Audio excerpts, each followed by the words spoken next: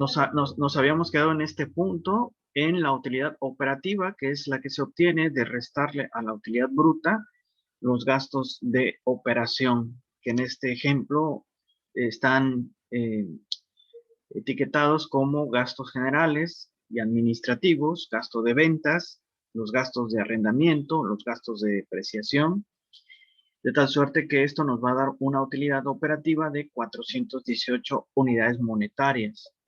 Esta utilidad operativa representa el 13.6% de mis ingresos totales. Después, bueno, de estos gastos operativos, obtengo lo que es, ya comentamos, la utilidad operativa. En este ejemplo observamos que hay gastos por intereses, es decir, derivado de haber contratado un préstamo, por ejemplo, para poder financiar parte de las operaciones o parte de la actividad de los activos de este proyecto, de esta empresa. Entonces, si a la utilidad operativa yo le resto lo que son los gastos de intereses por préstamos, los gastos de intereses por préstamos, este tiene un importe, de acuerdo a este ejercicio, tiene un importe de 100 unidades monetarias. Estos son datos anuales, ¿no? Que van del 1 de enero al 31 de diciembre. Entonces, estos gastos por intereses representan el 3.2% de mis ingresos totales. Esto es la forma de interpretarlo, 3.2%, o si lo quiero ver en decimales, sería 3 centavos de cada peso de ventas. Muy bien, pues ahí está una parte, que estos son los gastos de intereses. Si yo a la utilidad operativa le quito los gastos por intereses, que son los gastos financieros, si los gastos financieros, voy a obtener lo que es la utilidad antes de pagar impuestos.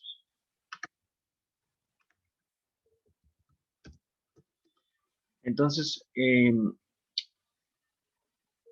la utilidad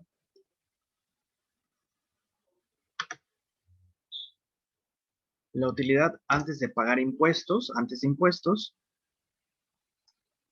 entonces haciendo el descuento de 418 menos los 100, que son los gastos por intereses, me va a dar 318 unidades monetarias. La utilidad antes de pagar impuestos. La utilidad antes de pagar impuestos representa el 10% de mis ingresos totales por ventas. Así es como lo puedo ver. El 10% de mis ingresos totales. O 10 centavos de cada peso de ventas. También es una forma de verlo. Ahora bien, vamos a descontarle ahora sí los impuestos a esta utilidad antes de impuesto. Le vamos a descontar lo que se tiene que pagar de impuesto. Entonces, los impuestos tienen un importe de 94 unidades monetarias. Los impuestos representan, si yo lo divido este importe entre el gran total, representa el 3% de mis ingresos totales. Es decir, de mis ingresos totales, el fisco se lleva el 3% de esos ingresos. O en otras palabras, se lleva 3 centavos de cada peso de ventas. Entonces, de aquí me va a dar igual a la utilidad neta después de impuesto. Utilidad neta después de impuesto, que tiene un importe de 318 menos 94. Esto me va a dar igual a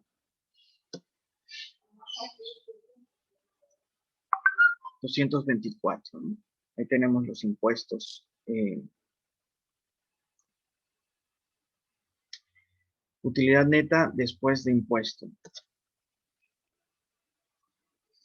Y si esto yo lo divido entre el gran total, me va a dar el 7%. 7% quiere decir que de los ingresos totales, el 7% fue para lo que me quedó después de hacer este pago de los impuestos.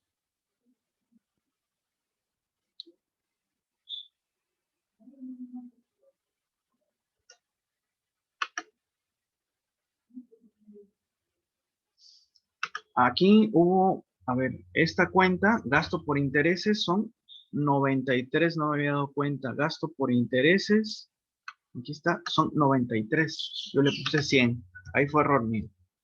Los gastos por intereses son 93, no 100. Ahí está, 93. Ya hicimos el ajuste, ¿no? Y en automático se corrige todo porque lo tenía ya en fórmula, ¿no? Nada más aquí lo que hice fue corregir el importe. Gasto por intereses son 93 y yo le había puesto 100. Son 93. Igual, si ven que me equivoco en un procedimiento y lo observan, me pueden escribir o pueden comentarme aquí porque me di cuenta que el importe era de 93, no de 100. Es que escogí este en lugar de este. Bueno, aquí está. Entonces, esta es la utilidad neta después de impuesto y si le descontamos a esta utilidad en la participación de los trabajadores en utilidades, esta es una empresa obviamente en operaciones, puesto que ya generó utilidades y ya está en condiciones de repartir esas utilidades entre los trabajadores. Esto se hace en mayo, como les decía, ahorita si tienen algún familiar o conocido que trabaja en una empresa privada, en este mes le toca y si es que la empresa tuvo una utilidad, le tocaría, por ley le tocaría una parte de de estas utilidades, puesto que los trabajadores participan para generar valor a la empresa. Entonces, de aquí, finalmente descontamos menos. Esta empresa es una empresa que ya está operando. Le vamos a descontar lo que es la participación de los trabajadores en la utilidad, que tiene un importe de 10 unidades monetarias. Insisto, si es una empresa que está operando y que ya van varios ciclos productivos y ya genera utilidades, entonces ya tendría este reparto. Si es un proyecto totalmente nuevo que va a dar origen a una empresa nueva, este concepto no estaría incluido. Insisto, porque puede ser que en el ejemplo no esté incluido. No recuerdo ahorita si está incluido esa partida, pero si no está incluida, entonces no la pongan. Nada más quedaría en utilidad neta después de impuesto. No recuerdo ahorita exactamente cómo está formulado el problema, pero es nada más ir clasificando las cuentas y ordenarlas, nada más, y hacer la interpretación. Entonces, estos 10 unidades monetarias representan 0.33 de mis ingresos totales. Es decir, 0.33 centavos de cada peso. Y finalmente, ahora sí puedo tener la utilidad. ¿Cuál fue la utilidad neta del ejercicio? La utilidad neta del ejercicio es aquella que resulta de restarle a la utilidad neta después de impuesto el PTU, que es el reparto de utilidades, y esta sería, para este ejercicio, sería la utilidad ya libre de polvo y paja, sería la utilidad del ejercicio. Que si lo dividimos entre el gran total, observamos que es el 7%, esa utilidad neta de ejercicio representa el 7% de mis ingresos totales. ¿Es mucho? ¿Es poco? Bueno, eso va a depender de la comparación que hagamos, ya sea con otras empresas similares o bien comparando diferentes ciclos productivos. ¿Sí? Por ejemplo, aquí habría que sacar el del 2020 e ir comparando cómo varían estos porcentajes. Si esto se me dispara, por ejemplo, de 18, supongamos que pasa a representar el 20%, entonces aquí me está alertando porque quiere decir que la eficiencia con la que opera la empresa empeoró. Sí, yo lo que quiero es que estos gastos sean cada vez más pequeños. Y aquí podemos observar que estos gastos representaron cada vez más. Y esto obviamente va a afectar a las utilidades. Si yo veo que este rubro el siguiente año, por ejemplo, aumentó los impuestos a un 8%, seguramente el gobierno aumentó los impuestos. Por eso representó un importe mayor. Entonces, bueno, si la tasa impositiva permaneció igual, el monto sería diferente, pero en porcentaje sería más o menos equivalente. Entonces, mirando cómo cambian estos porcentajes, yo me puedo dar cuenta, uno, del grado de eficiencia con la que opera la empresa mirando este rubro, o bien mirando la eficiencia del mercado laboral y del mercado de materias primas viendo este rubro. Si el mercado de materias primas experimentó una inflación que hizo que los costos de producción se dispararan, tal vez el siguiente año ya no represente el 67%, quizá ahora represente el 80%, derivado de un aumento en las materias primas y quizá también un aumento en el sueldo de salario que se tiene que pagar a los trabajadores. Entonces aquí puedo ver la eficiencia del mercado de las materias primas y del mercado laboral. Aquí la eficiencia con lo que opera la empresa. Aquí la eficiencia, este gasto por intereses, puedo ver la eficiencia del sistema financiero. Si el sistema financiero es bueno, bueno, la tasa que me cobra, pues idealmente será cada vez más baja, pero si hay un aumento en las tasas de interés, esto me va a afectar las utilidades. Esto es parte del análisis que se puede hacer y también puedo ver, viendo los impuestos, puedo ver cómo ha cambiado la política fiscal del gobierno, si es favorable a los negocios o desfavorable a los negocios, viendo este otro rubro. Entonces, en síntesis, puedo ver la eficiencia del mercado laboral y de materias primas, puedo ver la eficiencia interna del negocio, puedo ver la eficiencia del sistema financiero y puedo ver la eficiencia del gobierno en el cobro de los impuestos. Viendo este rubro, ¿no? Viendo este esquema. Dicho sea de paso, con un proyecto nuevo se tienen que estimar estas cantidades. Por ejemplo, les doy un dato. Del estudio de mercado, yo ya sé cuánto es lo que se proyecta vender y ya sé cuál sería el precio al cual los consumidores estarían dispuestos a comprar. De tal manera que ya tengo cantidad y precio. Si yo multiplico el precio por la cantidad estimada de ventas, voy a tener el estimado de ventas para ese año. Y si tengo la proyección a 10 años, puedo tener el estimado de ingresos a 10 años, multiplicando el precio por la cantidad estimada de ventas.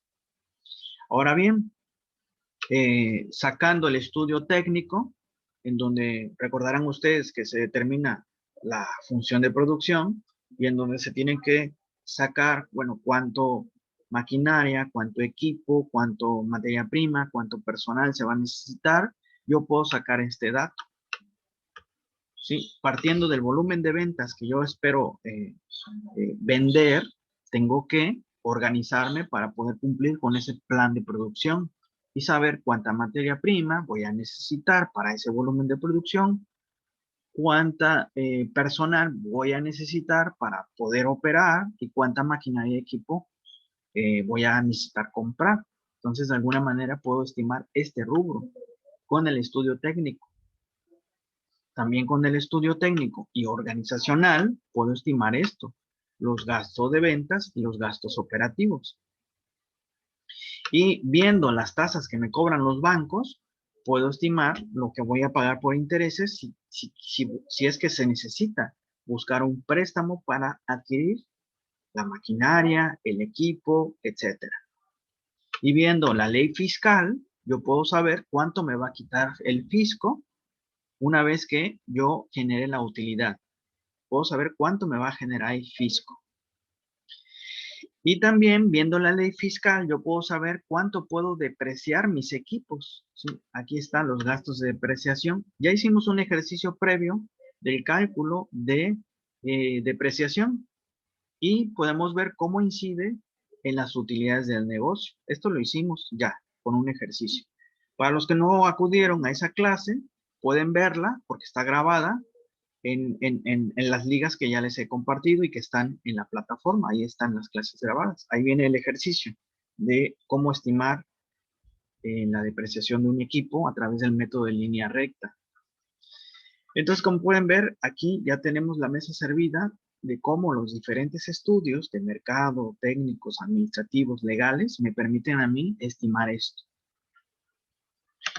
Muy bien, pues dudas o preguntas hasta aquí, ¿de dónde salieron algunos conceptos? Si no quedó claro algún rubro, dudas, preguntas, No, profe, todo bien. háganlo con toda claridad, porque finalmente el ejercicio es muy parecido, es hermano gemelo de estos dos ejercicios que acabamos de hacer. Son muy parecidos, son muy parecidos. En la guía ahí tienen el desglose de las cuentas y cómo se acomodan. Y nada, es cuestión de darle una revisada, una leída y ir acomodando esto. Entonces, lo que a mí me gustaría ver es cómo los estudios técnicos de mercado, organizacionales, nutren para formar estos estados financieros proyectados al final del día.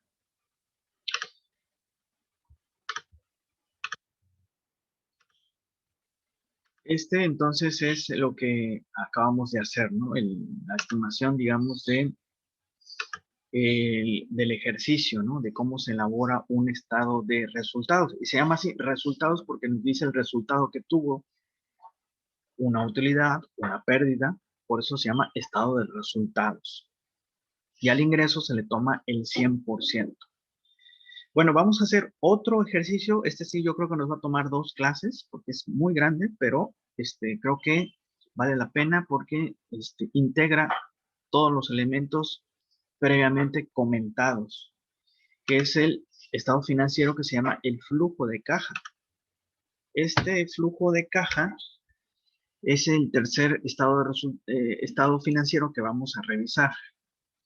Este flujo de caja responde a esta pregunta: ¿habrá suficiente generación de dinero para cumplir con las obligaciones financieras, es decir, los préstamos que en su caso se hayan recibido, y de efectivo para hacer frente a las necesidades del negocio, para repartir entre los socios del proyecto? Esta es una pregunta que me parece importantísima, por eso la puse como inicio, porque este análisis de este estado financiero que se llama flujo de caja nos permite dar respuesta a esta pregunta, el flujo de caja. Entonces, un inversionista, sí, que va a abrir un nuevo negocio, un proyecto, tiene la opción de tener su dinero en el banco y que le generen intereses, o arriesgar ese dinero e invertirlo en un proyecto, en un negocio. Entonces, para compensarlo por el riesgo que involucra abrir un nuevo negocio, porque puede perder ese dinero, se le tiene que pagar cuando menos lo que le pagan los bancos, más una tasa de interés adicional por el riesgo. Es decir, la utilidad del beneficio es un premio por el riesgo que involucra tomar tus ahorros e invertirlos, porque en el proceso lo puedes perder, pero también puedes ganar. Entonces, la tasa mínima que exigen los inversionistas va a cambiar de negocio en negocio, porque no todos los negocios tienen el mismo grado de riesgo. Pero cuando menos se le tiene que pagar lo que ese dinero generaría en un banco. Si el banco, en promedio, los bancos te dan un 4%, digamos, entonces el negocio debería de generar un 4% más una tasa de interés que compense el riesgo del negocio.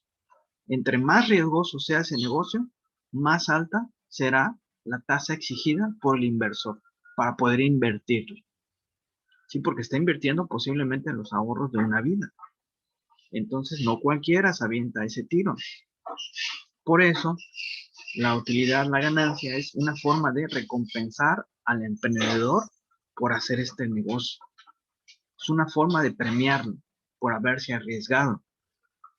Y desde luego, si tiene los conocimientos financieros, económicos, pues ese riesgo será manejable hasta cierto punto porque podrá saber cómo estructurar de la manera más adecuada ese negocio.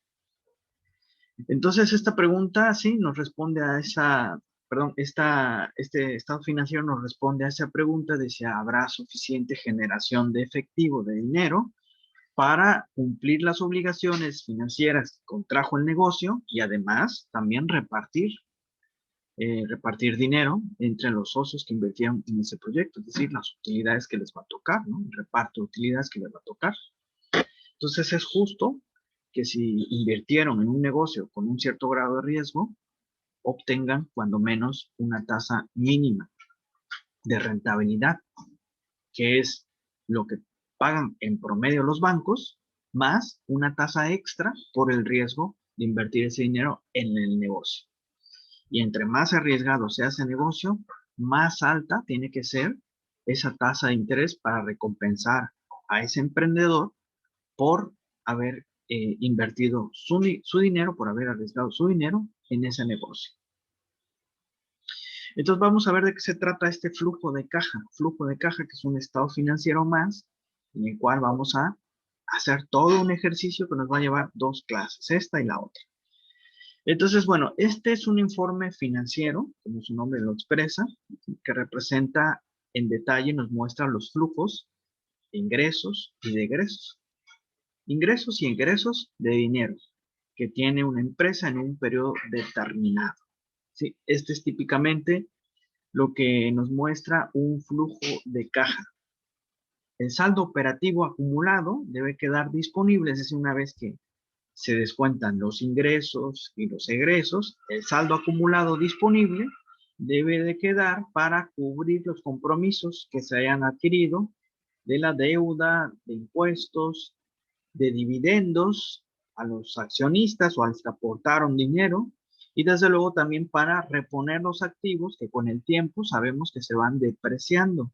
Si con el paso del tiempo los activos es necesario repararlos para que tengan un adecuado funcionamiento. Puede ser una inversión preventiva, es decir, dándole su mantenimiento, o bien reactiva, es decir, una vez que ya se descompuso, hay que arreglarlo. O en su caso, comprar uno nuevo, es decir, reemplazamiento de la maquinaria y el equipo, porque cada maquinaria y equipo, como ustedes saben, tiene un periodo de vida, cada maquinaria comprada tiene un periodo de vida estimado. Y de acuerdo a esa estimación de vida, es el tiempo en el que vamos a ir calendarizando las diferentes inversiones a lo largo del tiempo. Entonces, este flujo de caja debe ser suficiente para cubrir esas necesidades, esos compromisos de préstamos, de impuestos, de dividendos a los que aportaron y arriesgaron su dinero, y para reponer también los activos que son importantes para producir bienes y servicios. Entonces, ¿para qué finalmente, no? ¿Para qué se hace un flujo de efectivo? El flujo de efectivo nos permite analizar la viabilidad financiera, ¿no? Finalmente lo que queremos es eso, ver si es recomendable invertir en ese negocio o no. Entonces analiza la viabilidad financiera del proyecto al ver si la generación de efectivo o de dinero es la suficiente para cumplir con los compromisos financieros y los compromisos de efectivo para distribuirlos entre los socios inversionistas, ¿no? Eso es justamente lo que queremos, es analizar esa viabilidad financiera. Ahora bien, bueno, es una condición, entonces, para medir la bondad, la bondad de la inversión, ¿no? La futura rentabilidad de ese negocio en general nos permitirá entonces ver esa viabilidad, si conviene o no conviene en términos financieros invertir o no en ese negocio.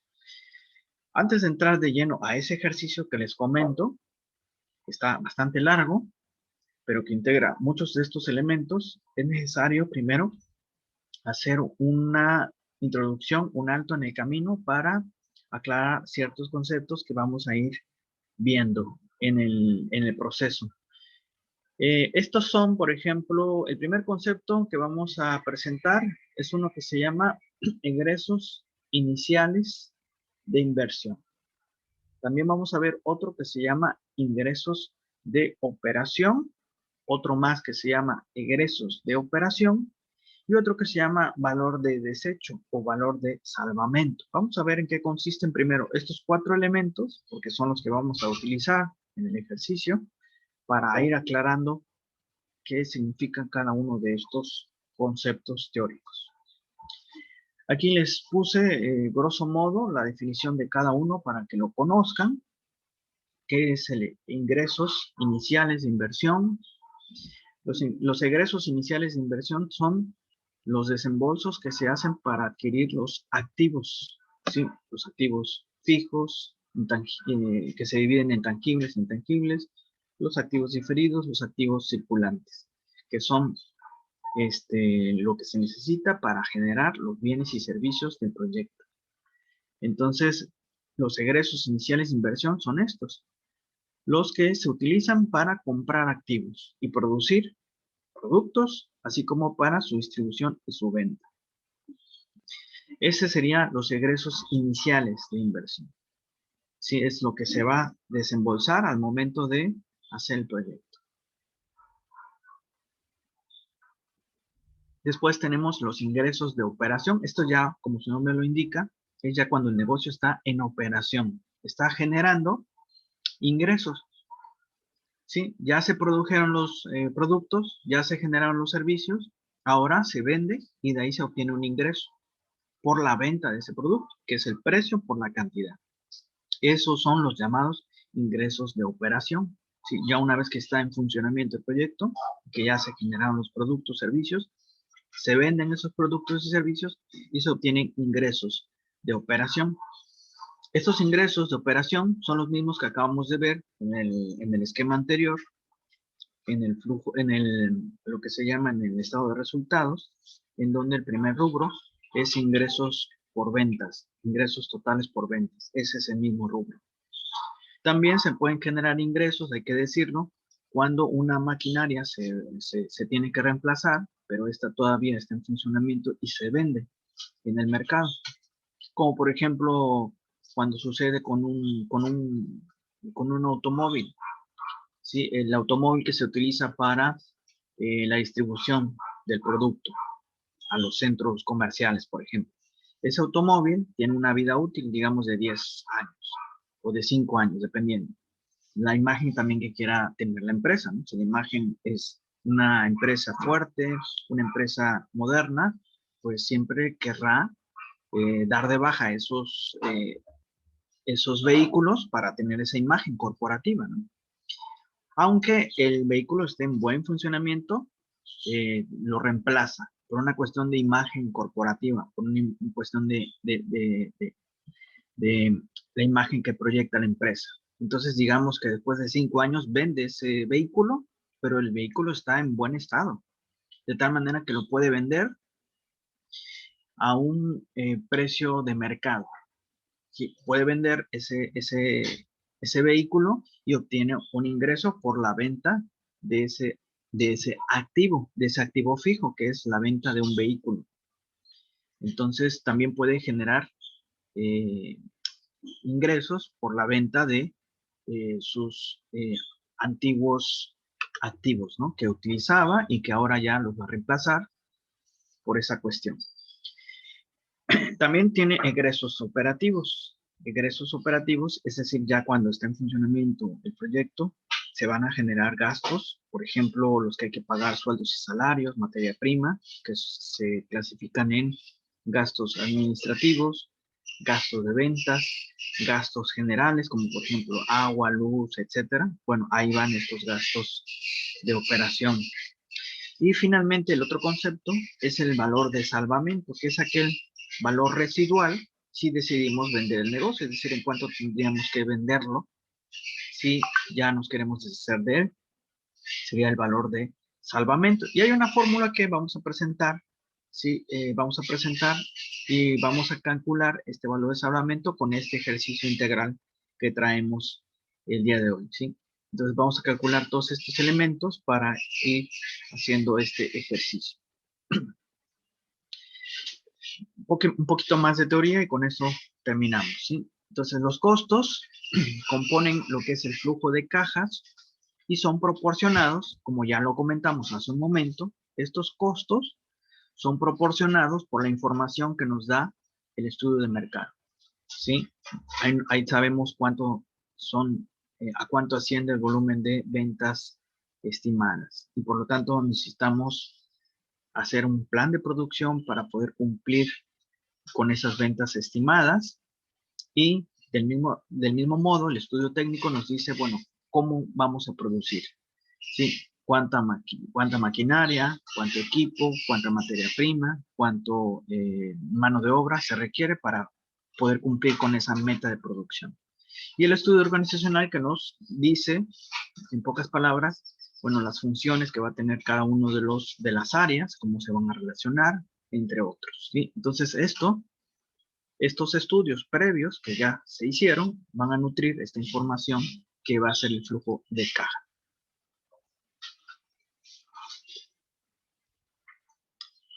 Un ingreso que hay que considerar y que los estudios previos no consideran son los que hay que pagar de impuestos. Esto se determina o se calcula viendo la ley fiscal, ¿sí? Entonces aquí hay que ver la ley fiscal, a ver cuál es el impuesto a las utilidades, qué porcentaje tiene el impuesto a las utilidades. Entonces el fisco nos va a quitar una parte de esa utilidad. Sin embargo, también nos da algunos beneficios. No solamente nos quita, también nos da algunos beneficios. Por ejemplo, también en la ley fiscal viene lo que es la depreciación de los equipos. Te permite depreciar los equipos y como vimos en el ejemplo previo de la clase de la semana pasada, me parece, la depreciación te permite reducir el monto que se va a pagar de impuestos, ¿sí? Entonces tiene un beneficio fiscal porque te permite reducir lo que vas a pagar de impuestos. Y como no es un movimiento de caja, es una especie como de ahorro, decíamos en aquella ocasión, lo podemos sumar, una vez que pagamos los impuestos, lo podemos sumar ese ingreso, bueno, ese importe a las utilidades después de impuestos. ¿Sí? Entonces, también lo vamos a calcular. Lo vamos a calcular y lo vamos a hacer.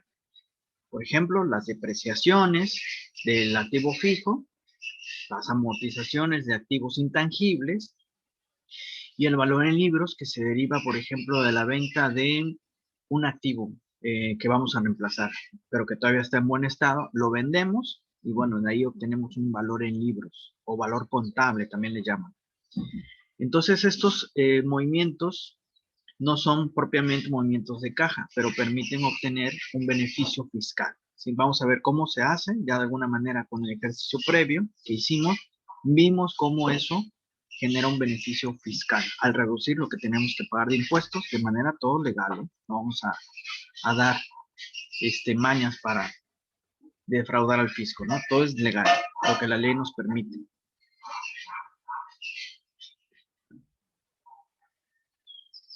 Entonces, el método más común que utilizamos para calcular la depreciación de un equipo, por ejemplo, en un negocio, en un proyecto de beneficio de café, si esta máquina que se encarga de, pues, de tostar, de moler, ¿no? Esta parte de café, una forma en la que podemos calcular la depreciación es viendo, bueno, ¿qué porcentaje nos permite la ley cada año depreciar? Un método que es el que recurrimos la vez pasada es este que se llama método en línea recta, sin valor residual. Es decir que una vez que se deprecia, no tiene ningún valor de desecho o valor residual, es decir, no se vende, se agota todo el valor.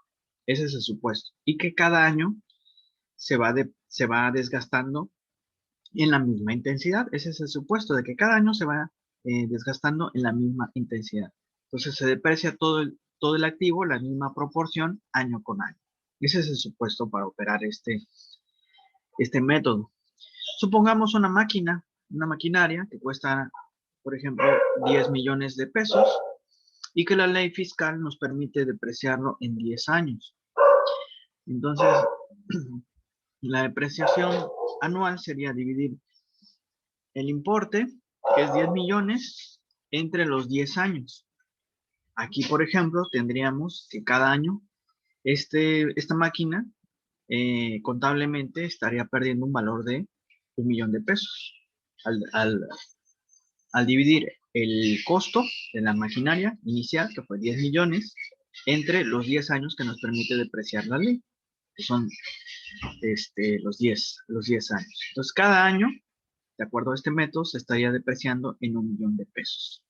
Ese 1.000.000 de pesos sería un valor que se utilizaría con fines fiscales para reducir el pago de impuestos.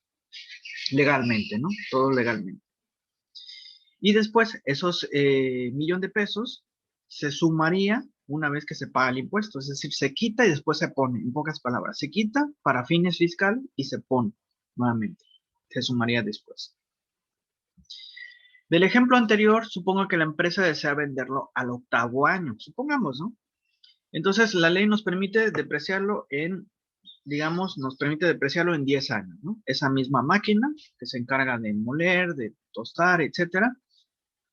Entonces, le quedan todavía 2 años de vida, ¿no? A esta máquina. ¿A cuánto se podría vender esa máquina? Si nosotros la vamos a reemplazar por cuestión de imagen corporativa o por alguna otra causa, ¿no? Para que la empresa se vea moderna. Entonces, ¿quiere deshacerse de la máquina? Bueno, podría venderla en el mercado, sin duda alguna, ¿no? Al menos la podría vender en 2 millones, al menos, que es su valor contable, al menos. Es decir, lo que le queda de vida, 2 periodos. Al menos la podría vender en 2 millones de pesos. Y de esta manera sumaría un ingreso que es por la venta de ese activo. Obviamente, el hecho de que contablemente sea al menos 2 millones de pesos no quiere decir que necesariamente se pueda vender en 2 millones. La empresa podría tener un valor de mercado superior a ese valor a esa depreciación estimada. Si es que, sobre todo, si es que el equipo está en muy buen estado. Entonces, podría venderse al mercado por un precio superior, por ejemplo, en 3 millones. Si alguien está dispuesto a pagar por esa máquina en 3 millones, bien podría pagar esos 3 millones por esa máquina. Pero al menos, ¿sí? Obtendría 2 millones de pesos, al menos. Podría vender más, sí. Lo mismo sucede con los automóviles de reparto, por ejemplo, que por cuestión de imagen, la empresa lo vende en menos tiempo. Bueno, vamos a retomar este ejercicio después de este corte. Igual con las mismas claves para ver este ejercicio, ¿no? Completo. Regresamos entonces.